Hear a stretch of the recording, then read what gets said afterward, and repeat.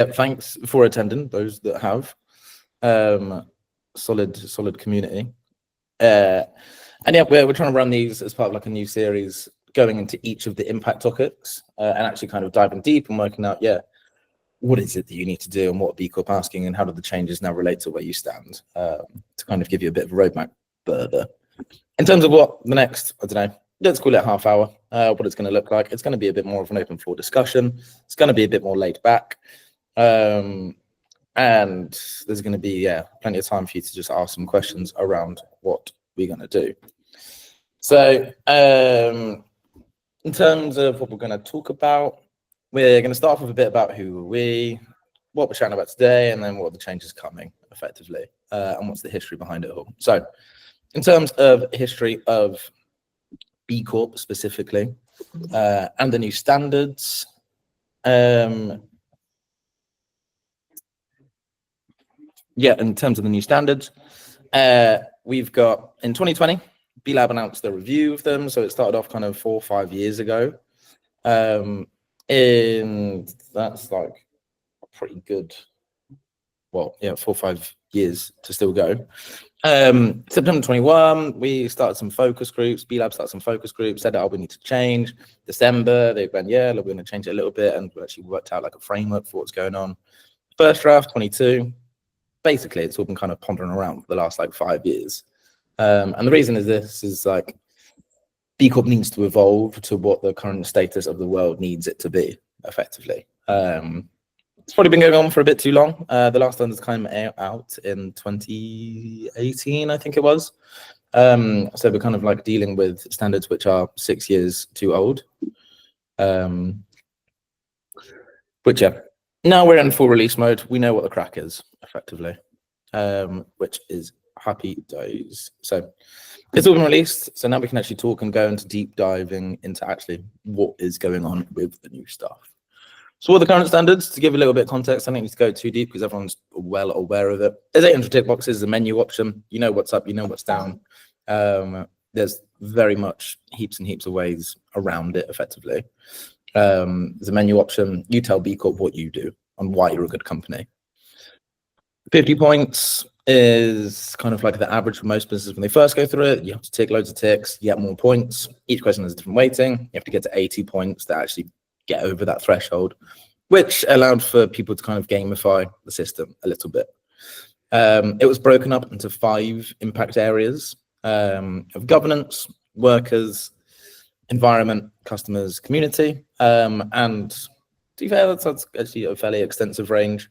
But it maybe narrowed it down slightly into other areas, and some areas are maybe a bit too broad when it comes to the environment. For example, there's so many different nuances within there. So it allowed it for maybe too many gaps.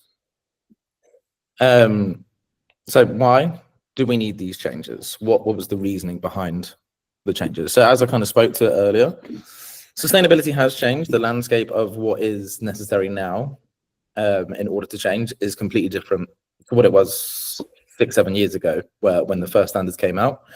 So what matters is no longer an option. You can't tell B Corp like you're not going to do anything with the environment, which is technically what you could do right now. You could score 0 points in the environment and make up your points elsewhere. That's no longer an option. It's no longer kind of okay in order to become a B Corp. Instead, actually setting a standard and B Corp dictating to you what a good business in the current landscape needs to be or has to be is essentially the motivation that we need to go along. And it's what it needs to get to. Right now, also, B Corp is under the spotlight a little bit in terms of companies like Nespresso, in terms of companies like, I don't know, Brewdog slipped through the net. People lost a little bit of respect for the B Corp standard. And by doing so, it maybe gained a little bit of kind of back and forth, especially kind of on my LinkedIn. There was a lot of people who were, I don't know, didn't respect it a little bit. There's a bit of furor around why were these companies leaking through. So by improving the rigor of the assessment, it's only going to enhance the reputation of it. And right now, for example, I can't trust a B Corp straight from the get-go because I don't know what you are. There's no set standard. If you increase the rigor, if you, for example, like actually set a real standard of what a company needs to be, I would therefore be more impressed by you. I will have more confidence in the trust that actually you've met these new standards and therefore you are better, you are a good business. And yeah, it's only going to do well to actually increase the reputation. I guess the big piece here is how they communicate that out to the wider community in order for people to actually understand that there's more rigor and therefore there should be more kind of comprehension around the difficulty to attain.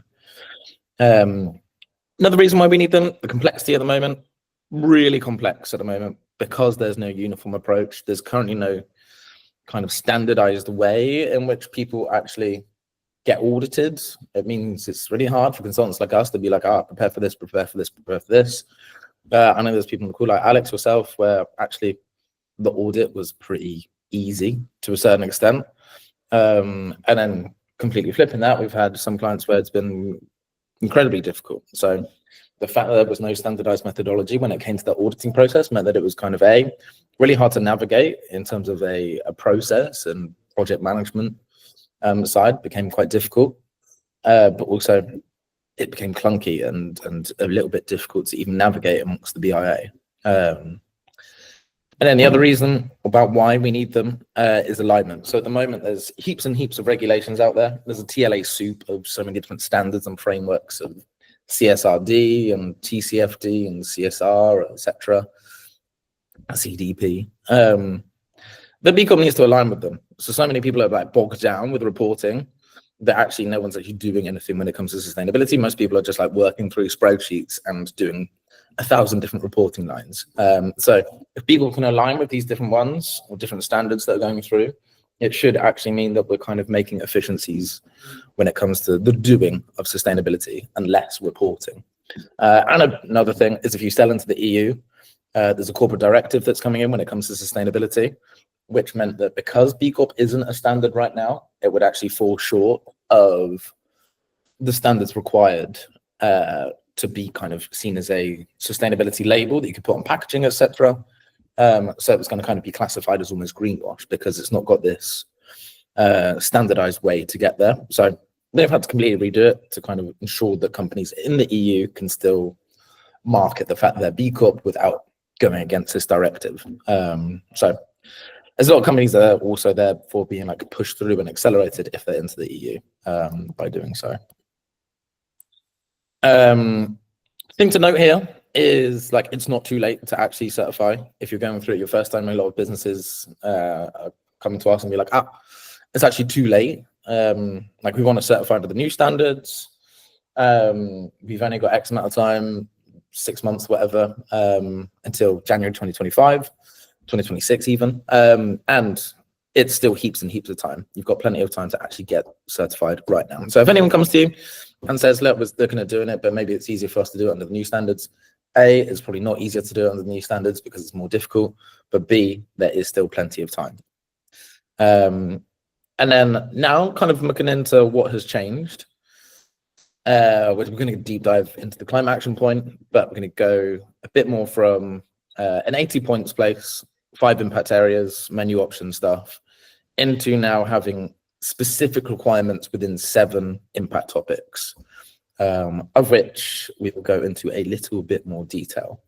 And it's all standardized. Depending on your sector size, you will have different things. So 7 core impact topics, based on your industry and the size of your business, will depend on what questions you're getting. So it depends on your track.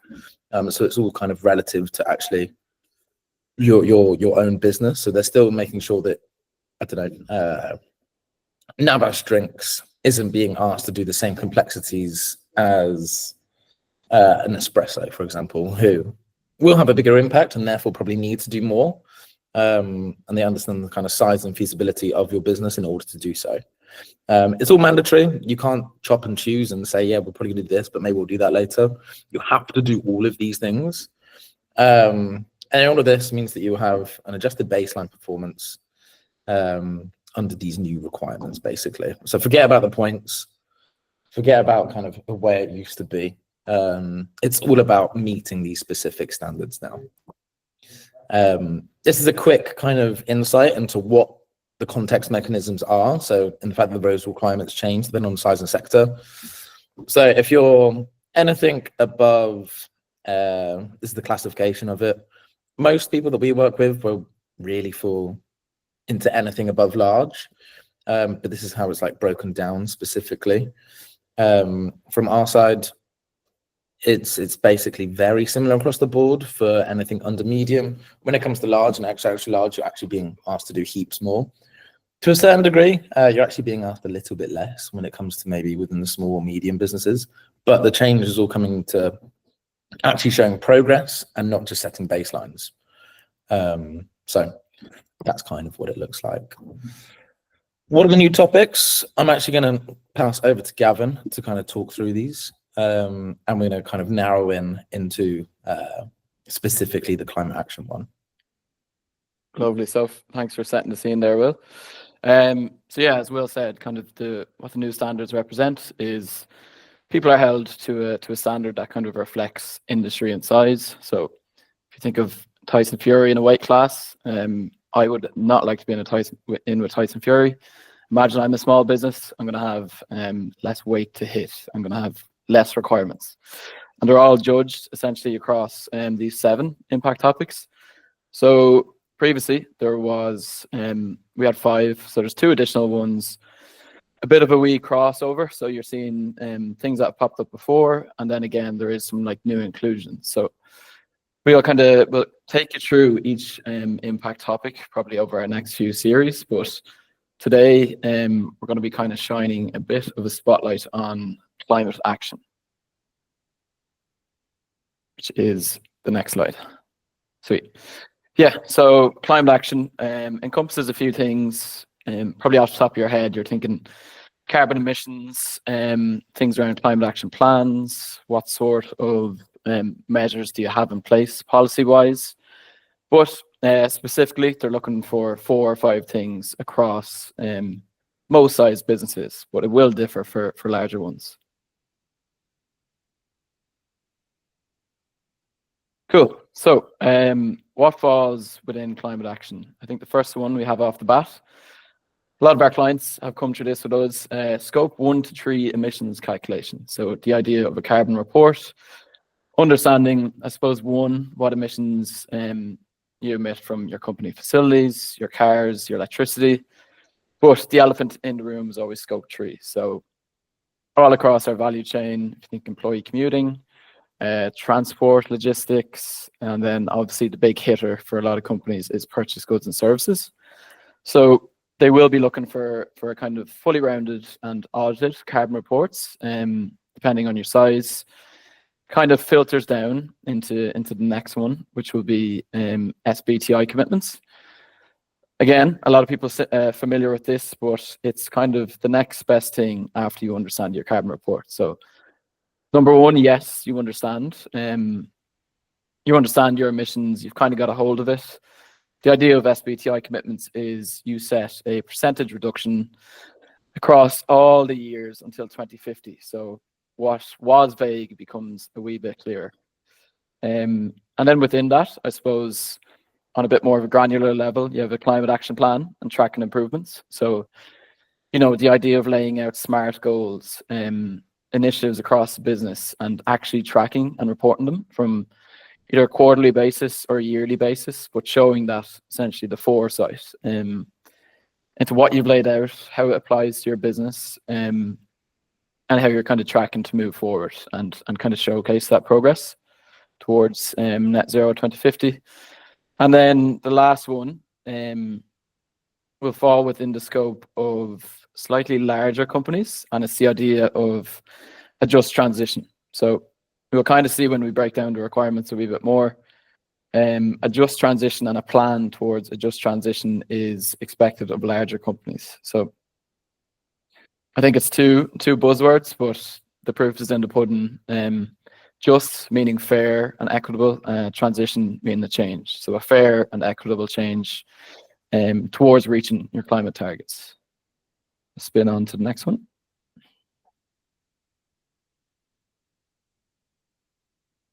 Cool. So yeah, we kind of see a bit of this breakdown from small to medium, all the way to extra large. They are somewhat a smaller set of tasks, but what you will notice kind of as we bring you through the assessment and as we break down your baseline versus what's required in the new assessment, you'll see that compliance criteria has got definitely more detailed. It's clearer what they expect. Within each task or requirement, there could be 2 or 3 or 4 subtasks that also need to be completed. So we can see there's a bit of a range. Most time for small and medium businesses, they're looking for 3 things. They want you to lay out your climate action plan. They want you to show your progress, if that's at board level or if it's initiatives rolled out across the company. Ways of doing that, a lot of people are familiar with impact reports. Slight change from medium is they want you to showcase it a bit more publicly. So that's on your socials or company website. And then interestingly, we see the kind of shift from when we get to larger businesses. So we see the idea of a carbon report, scope 1 to 3, it applies across all of them. Again, it filters down into a requirement that you have to submit SBTI commitments, have it verified essentially by a third party or audited by a third party to make sure it's rigorous and makes sense, it's robust. It actually can result in reductions. And then that mention of a just transition earlier on. So the idea of when you're carrying out these changes, you're doing it within the sort of societal context. So across your supply chains, across your procurement team, any change that you make, you're essentially trying to figure out, does this have any negative effect? If that's around jobs or if it's around something that's actually more intensive, they're looking for you to explain it in a bit more detail and just show that it's actually a just transition. So that's just a wee bit of an insight into the requirements, what they look like in terms of size, and then we'll move on to the next.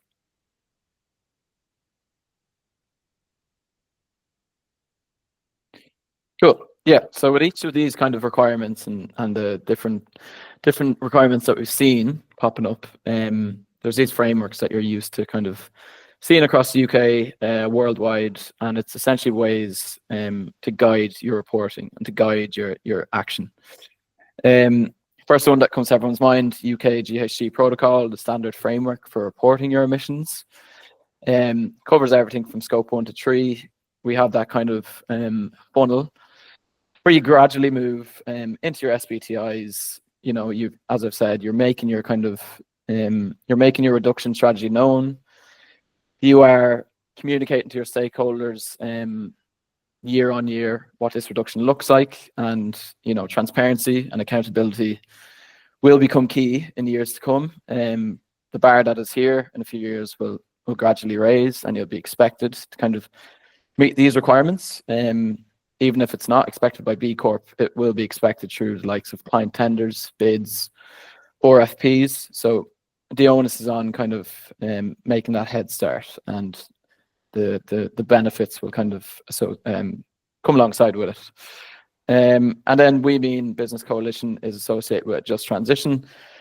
So that's the body that kind of looks after and provides lots of like great resources around carbon, around like investigating your supply chain. They have various partners that provide tools and resources, so really good resource for people to use. But yeah, these are just these kind of frameworks that pop up. So within these 3 kind of core areas of climate action, GHG reporting, SBTIs, just transition, we have we may have an understanding. If we don't, this is kind of what it looks like. So first idea of greenhouse gas reporting is understanding what you're actually measuring. So you're setting your operational boundary. What categories apply to your operating model, your business model? So some categories will apply, some won't, but you'll go through that kind of boundary assessment first of all. Once you understand your boundary, then you fully understand what you're actually calculating or what emissions you're reporting on. Then off the back of that, you are producing client-facing wise, audit-wise, a full report verified by a third party. Again, used in tenders, bids, really good to have in your impact report. That's just like a brief understanding in case anyone was unsure. SBTIs naturally happens after your post-baseline report. We make our commitments to 2050 which can be vague, and we always kind of make that comparison. If someone gave you a task to do in 30 years, how many people kind of push that down the line and it gets messy? It's that kind of like crash landing of the plane that we always talk about. Yeah, you're looking for that year-on-year decrease. You're communicating this to your stakeholders, and they essentially know what's happening within your business, and you're making that just transition. And then just transition is a bit broader. It's more kind of it's more reflective of collective action. So how are you kind of co-developing solutions with stakeholders, bringing them into the process? If you're making a change in your supply chain or transport, does this have any sort of effect on anything else that you may not have previously considered? It's obviously a lot more applicable to larger companies who are like spread across the world. They have complex supply chains. If you change one thing, there's going to be a sort of net effect, whether it's positive or negative. And it's the whole idea of understanding that. Hit the next slide. So a lot to take in. A lot of people are probably familiar with it, but the idea, if you're scratching your head to where can I start? So first and foremost, how can we reduce emissions if we haven't got a clue what we're talking about? So if we don't understand our company's emissions, we're never going to be able to reduce or roll out initiatives that actually has that positive effect on our emissions. We're reducing, it's contributing to the greater good, and part of that kind of flows into what we always like to say is an internal buy-in. So educating your staff, make sure they understand what a carbon report is, have an open conversation about it. We found our best carbon reports have came when we got different departments involved. They're the ones who are close to certain categories of the data. They upskill immediately. The idea of reporting isn't as rigorous. We make it fun. Everyone owns their data, essentially. And outside of your own kind of internal walls, the idea is you make that relationship a bit tighter with your suppliers. So you reach out to them. If they have more and more people reaching out to them, the onus is on them to say, listen, we've had XYZ requests. There's clearly a demand for this. We're going to get a bit of a tighter ship in terms of our emissions, and we're going to be able to communicate this across our supply chain. And taking in all these three things, then you have the ability to kind of whittle down and focus on your carbon reduction strategy. So if that's looking at packaging innovations, product innovations, changing employee behaviors, it's all in the hope of making that reduction. And with that sort of internal knowledge, strong data, that's what equips you to essentially reduce across the 25 years. Let's flow on to the next. I think we're nearing on. So stick in an emoji here. I don't know if we have a raising hand emoji, but stick in a thumbs up if you have reported your carbon emissions to date.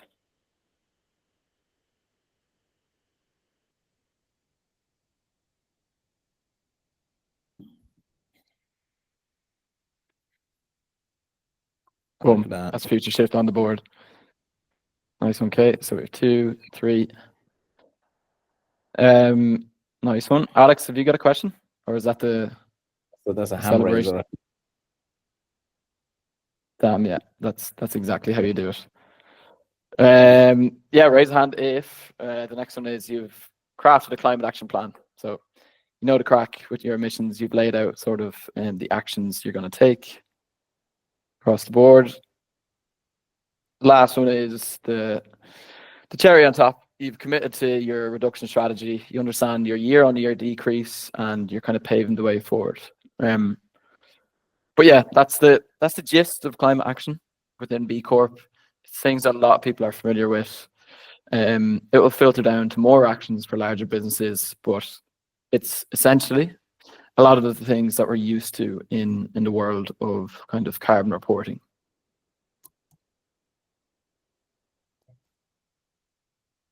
And that is all.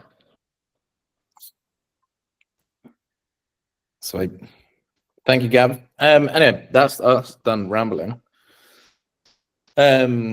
So I want to open up the floor slightly, and this can kind of be like a bit of an open session for people to kind of learn and like work out the different obstacles that people are facing right now when it comes to carbon reporting. So if people want to chime in or specifically kind of like answer this question around, yeah, where are you right now within carbon reporting? And what's kind of holding you back from going to that next level or going to that next phase of reducing? Yeah, where are people out? How much do we understand?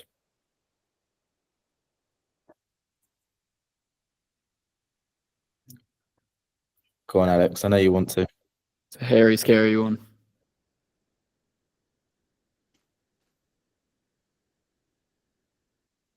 See, I can see you talking, but I can't hear it. You might have to bear with me. Yeah, I can hear you now. Oh, you can hear me now? Yeah. Yeah. It's not necessarily a question about what the next level, but I just need to speak about biodiversity net gain, and if anything to do with that counts towards carbon emissions, because obviously carbon emissions is important, but there's so many different aspects to climate that needs to also be addressed, I think. And I don't know if B Corp are doing anything towards that biodiversity net gain rather than just carbon net loss, I guess. That's what I'm doing. Yeah, so what we're actually seeing with the new standards is you're correct in your assumption. It's definitely a wider scope than carbon, but it falls into environmental stewardship and circularity. So it's a different topic, but they do expect you to kind of have that understanding from a biodiversity perspective. It generally falls between medium and large businesses. Obviously, I think they're trying to target, places that have multiple factories, multiple company facilities, where they're a bit more at risk, and larger supply chains. But yeah, it definitely pops up in a different section. It's just not in climate action, essentially. Okay. Yeah, it's getting addressed, but I think people are grappling with it right now. No one really understands too much about biodiversity, too much, and climate has taken precedent in general. Like people have that kind of like narrow lens when it comes to sustainability around thinking around like carbon emissions specifically. And I think B Corp's trying to address that slightly, but also under the understanding that people don't have much of a clue when it comes to biodiversity and the way that they affect it. No, and I guess that's something that's kind of annoyed me in how the government have gone about trying to, I guess, implement it, is the fact that you can plant 1 million trees, but I think at the moment I can see all over the place, like the trees are just being planted in straight lines and they're all the same tree. And that is, yes, they're growing trees, but realistically that's nowhere near as beneficial to us as a planet than planting it in a proper way. I just feel like they're doing it to almost turn it into a bit of a monoculture to then farm it, which just isn't. And that's just me being pessimistic. But There's actually recently there was news about a company called Drax. Not sure if you've heard of them, but essentially it's this like whole problem for larger companies of like creative carbon accounting. So what they do is actually so warped, but they've received, I think, 5 billion in subsidies from the from the UK government over the last 5 to 6 years, and they're essentially taking trees from abroad, bringing them in to like a manufacturing plant or whatever their company facilities. They burn them into energy, and they're being earmarked as like renewables in some sort of warped way. So they're avoiding fines for their emissions, and they're still actually getting funding from the UK government. So it's there's definitely weird ones out there. did you say £5 billion? Pretty sure it's 5 billion. I could be mistaken, but That is absolutely obscene. It's kind of wild. Kind of wild. Going back to your question, sorry, I've gone a bit of a tangent. Enjoy it. You got anything on carbon, Alex? What's that? What's keeping Navas drinks back from being net zero? time, headspace, and finances. Understandable. Yeah, we'll. Yeah, there's been some changes in the company. I don't know if I've spoken to you guys about it, but we can catch up about it after. But there's a new guy at the helm, and he's very much on board with. He's a yes man, which is good. So I'm very much on board with doing all of this properly, which is great news. Good stuff. Yeah. It's actually 7 billion, Alex. Oh, God. Payback subsidies. Yeah. It's a good amount. Kate, what's happening with Global City Futures annual carbon tracking? Well, hi, nice to see you. And Gavin, hi, good to see you again. But to be quite honest with you, we've done our carbon footprint last year, which is good. We are in the middle of doing our the action plan going forward. And what I really want to do is do everything we are. We've got a lot of grand plans and a lot of things that we've got in the pipeline. But what I really want to do is sort of correlate it alongside with the B Corp requirements, just so I know that we're doing this anyway, but I just know that I'm reflecting the guidelines that B Corp and now requirements has set out. But as Alex just pointed out, it's finding the time to do it, isn't it? Like I keep thinking of B Corp, yeah, we'll get to that. And then I do everything else. And then I'm like, oh, I need to go back. So actually these webinars are really, really useful because they just bring you back into sort of actually, yes, this still is actually really important just to grab the guidelines and know exactly where I need to be. And that will actually reflect everything else that we're doing. So yes, we're doing okay, I think, with regards to this, and we're on the right track. But I think that's as far as we've got so far is our carbon footprint. We're working on our carbon reduction plan, but I haven't really delved into anything else yet. So this is a good prompt and a good reminder, actually, that I need to get back into my B Corp zone and do a little bit more on it. Lock back in. Yeah. Does it feel feasible, I guess, is one question there. Yeah, so actually I think we're quite lucky because we are so we're a small company, so there's 13 of us and we aren't making massive turnover, so we're lucky in that way, and we are consultants as well, so we're not actually manufacturing, we're not actually got packaging, so I think we are quite lucky on that. Our carbon footprint was pretty low to start with, so yeah, I do feel quite lucky that is where we are. But yeah, we're still, we still want to reduce it and, make it as easy as possible for everyone to, stop using the car, walk in or cycle or things like that. So, and yet, we do still have, suppliers, like our stationery or our computers or things like that. So even the things we do have, it just brings it to the forefront, doesn't it, of how actually you can implement changes to make a difference. So yeah, I think we'll be all right. Well, hopefully, like I said, we haven't got the mass supply chain that a lot of people have, which I think would be where people might struggle a little bit. With you, yeah, it's actually maybe even a bit easier to be a B Corp now as a service-based business to a degree. Yeah, oh, that's good to hear. Thanks, man. Yeah, you smash it. It's easy. Katie, what's happening with red carbon?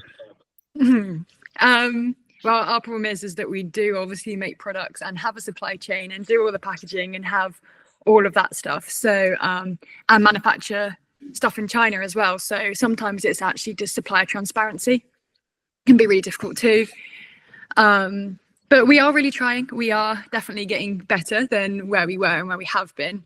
I mean, Will, you've seen a lot of our Excel spreadsheets that are slowly getting there. But I mean, we don't have thousands of products, but we have enough for the size of our team for it to be a lot of work. Yeah, so I think it's just trying to get that all down, and it's just, yeah, because every product component weight, where it comes from, so the sourcing of every single component. So it's just, yeah, it's a lot, but it's trying to get that transparency through from every supplier, because it's still crazy how many people are like, oh, it's just made from this, and you're like, well, it definitely isn't. So it's just trying to really pin people down and actually just hold some people responsible and be like, you need to sort this out and stuff like that. But we are slowly getting there. I think it's definitely better than where we were. Yeah. Oh, 100%. You've gone like more granular now, and there's a better understanding. I guess like the next one is then like, how do you actually get to net zero? And that's when you get that kind of trade-off of like, we want to do this, but also costs and suppliers and everyone else needs to have met a certain standard, that it then becomes a whole lot more tricky within that climate action plan. But spreadsheets are hot. We have a lot of spreadsheets. But yeah, so I think it's just, and also just going fully when you get to that part of how can we make this all out of one material, the little components we can switch to, just also the recovery of stuff, how a product's being recovered, can we extend their life cycle, looking at all that sort of stuff to try and help with that as well. Can we package stuff smaller? Can we fit more stuff in a container? Because every step counts, doesn't it, really? So yeah. I think so hopefully step by step, but it's a lot of that supplier stuff can be difficult if you don't get full transparency from some people. No, I mean, you've taken a lot of steps in the supply chain to narrow down and reduce or your product side, you're pretty hot on it, but actually seeing the payoff for it is a bit harder sometimes, unless you've got that granular detail. I think it's just trying to be that bit more exact, isn't it? And just trying to go that little bit further with, I mean, obviously with the time and resources that we've got as well, it's not always easy, but I think we're all passionate about it in the design team as well. So it's just trying to push it that little bit further, isn't it? 100%.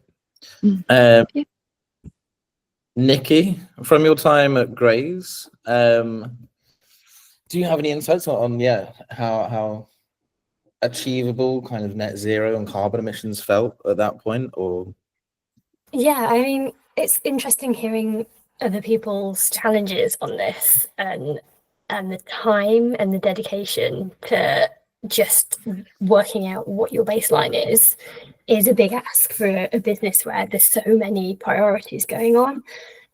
So I think it's probably true of all businesses that getting buy-in from senior leadership is so important in making sure it stays a priority, it stays on the to-do list, and it stays done. But definitely from my time at Grays,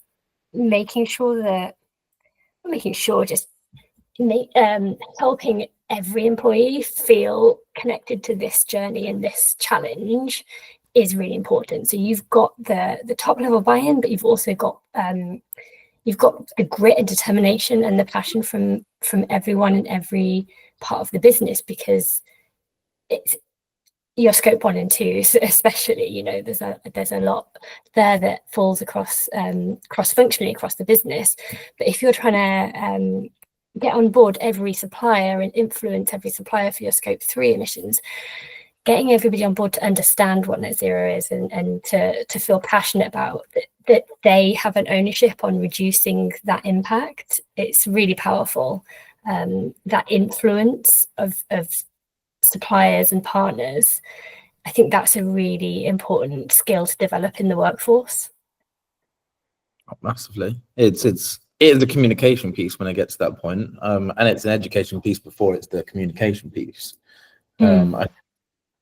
It can often be seen like two in silo and like a sustainability team, whereas actually it's everything you do as a business has to be involved within this overarching goal. And that can actually be a positive feedback loop, which, with carbon emissions, you're always talking about negative feedback loops. But in terms of the business, engaging your employees and giving them a feeling of ownership over this huge thing, it's so good, because your employees feel more engaged in the role, in the job, in the business. It encourages sort of innovative behavior as well. So getting everybody involved is only a good thing in my mind. 100%. I think people actually want to do things in sustainability as well. It's like it's a fun extracurricular activity for people to engage in. Like it scratches that itch of like doing good for a lot of people. Yeah. So if you give responsibility and accountability towards it, it's a positive feedback loop there. It becomes quite fulfilling, I think. I don't know if anyone else had any like other questions around wide things around B Corp or the new standards or around carbon or things that you can do or things you're struggling with right now. I did have a very specific question, so I should have raised my hand. You mentioned around was it carbon reporting, and then for smaller businesses, impact reporting. What's the overlap there?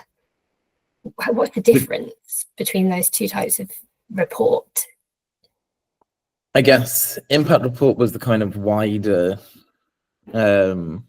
everything you do within sustainability as such. So covering the community side, the people side, the governance, the accountability, the real ins and outs of everything you do, not just so kind of like focused in on carbon specifically. Carbon will still form part of your impact report likely because it's part of tangible impact when it comes to emissions. So it feeds into the impact report, but the impact report is there as a communication piece specifically. It's a way to engage stakeholders, it's a way to talk around the good things you do, and not just be so narrowed in on like carbon specifically, because no one understands carbon. Carbon doesn't make sense in general. Like what is a ton of carbon? It doesn't like there's no tangible output from it. So it's a way of engaging people around biodiversity or anything that you've got going on. And we see it's probably one of the biggest impacts that you can have around that communication side, because like it's true real influence there, and around the ins, the outs. Telling people the bad things you do is one of the best things I've found within an impact report. Like being real, it's that radical transparency level that we're trying to get to. If that's answered. Yeah, that makes sense. Yeah. So, sorry, so the carbon report is specifically around carbon, but is there no requirement for the larger businesses to have carbon report plus overall impact reporting?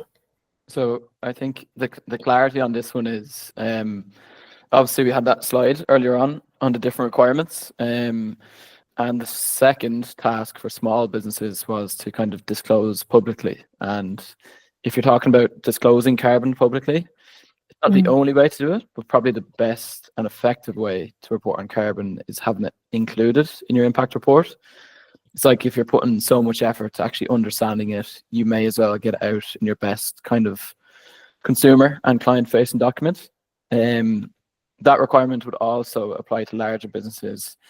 The difference would be they would have a lot more emissions to report, and they'd probably have a way bulkier impact report, but it falls under the umbrella of disclosing it publicly, and that's the actual requirement. Gotcha. Thank you.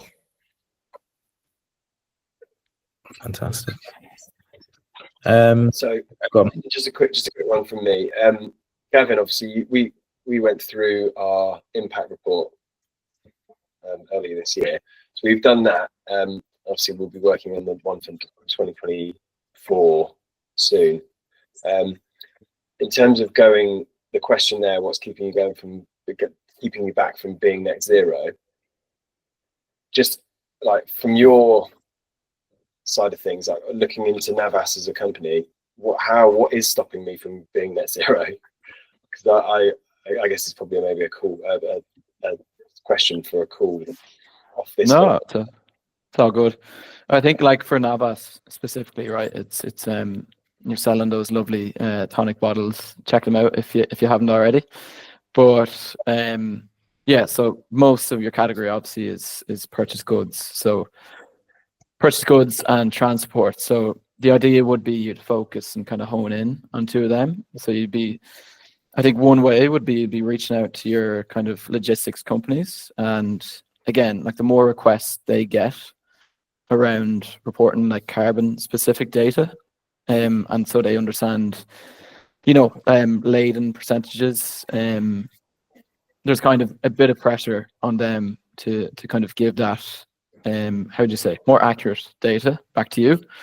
So for Navas specifically, it's targeting them big areas and seeing what sort of things you can do. If it's around product innovation, packaging, but then at the same time reaching out to suppliers, understanding transport a wee bit more. But yeah, happy to definitely take it off call, and we can sift through it together and get like very nitty gritty on it and get close to the detail. Yeah, cool. Thank you. Beautiful. Any other questions before we go to the final couple points and round off? 50 minutes nearly up. Cool. So just in case anyone was kind of wondering what is next, how do you kind of get involved? Obviously, we've got a service there as a sell towards the end. So we've been doing it, I mean, with Red, we've already done it with you guys, of creating kind of a gap analysis service as such, to kind of work out, A, where are you right now? How do you fit in with the current standards? What is needed of you within your current track and the requirements? What are you short when it comes to compliance criteria? Spit out a big list of your to-dos, basically a roadmap to make sure you can maintain your recertification. Once we've got this roadmap, we are then transitioning this into our new evolved Shift platform, which will kind of help you to implement all those changes in a way we've always done, and providing the resources in a project management style platform. And kind of getting started ASAP, I think, is the key here, because there's a lot of things where we're transitioning more to a progress kind of certification as opposed to setting target certification. So you might need an 18th month runway to actually detail some of this progress, or to crack on with some of the stuff which is within your gap. So crack on, have a look. We are here to help effectively, is the here. So yeah, know where you stand. Go from essentially guessing, I would probably all right, there's not too much that we need to do. Then suddenly you go around to certification, and you're like, crap, we've got heaps to do here. So get amongst it, work out where you are, get some clarity, and just have someone to be there to be like, actually, it's all fine, or someone to share the panic room with, as such. So yeah, if you're kind of looking to get any help, do let us know. We're running sessions pretty much all the time at the moment, and we'll be running these pretty much bi-monthly in the lead up to kind of the standards being launched in January 26th, of people actually recertifying then. And the next one will cover another impact topic. Tell your friends, tell your B Corp friends, bring people along. Want to make it as inclusive as possible. Answer your questions, any gripes that you've got going on, and we know there might be a few of them. But thank you everyone for chiming in, giving us some questions. Hopefully that's cleared a few things up. Hopefully it's been nice to chat amongst each other. It's a nice small group today, but it's a good, inclusive, nice group, and you kind of get a good amount of back and forth when you do that. But if anyone has any other follow-ups or questions they want to ask us, shoot us an email. Otherwise, we will catch you soon. So thanks Everyone. Have a lovely week. Thank you so much. Thank you very much, guys. Cheers. Thank you. Yeah, wait. Thanks. Bye. Bye.